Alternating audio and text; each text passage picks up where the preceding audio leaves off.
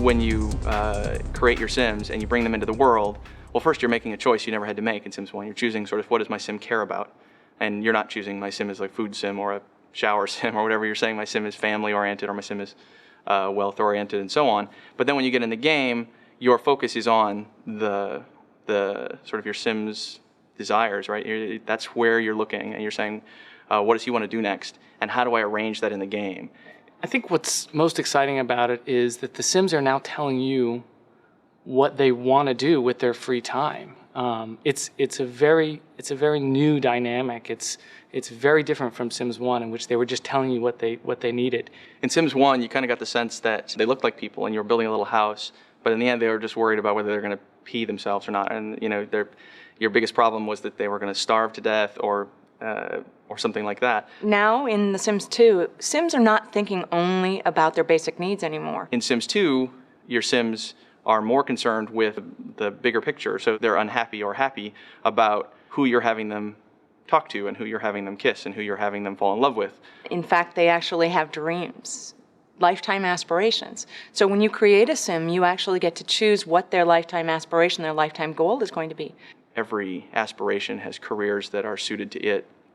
And you can choose to pick whatever career you want, but if you pick the careers that are sort of your Sim's natural vibe, once you've told them to be a knowledge Sim, making him a scientist is a good thing, but making him a politician is kind of silly because it's not going to really line up with what he wants.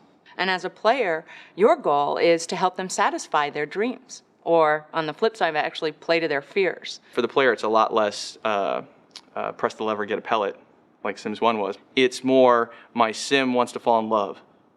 Okay, how do I do that? And then the level of how you do that with multiple Sims. So, I have all these Sims who have all these different desires. It's always a strategy, if you want, to make everybody the same.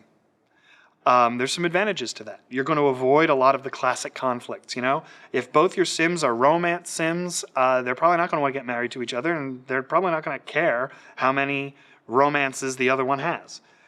But you're also going to miss some of the synergies in this game that are going to make it so great. One of them wants to fall in love, and one of them wants to learn how to be a mechanic, and one of them wants to be really popular, and one of them wants lots of money. And juggling all that is a very different kind of satisfying, but very different kind of problem.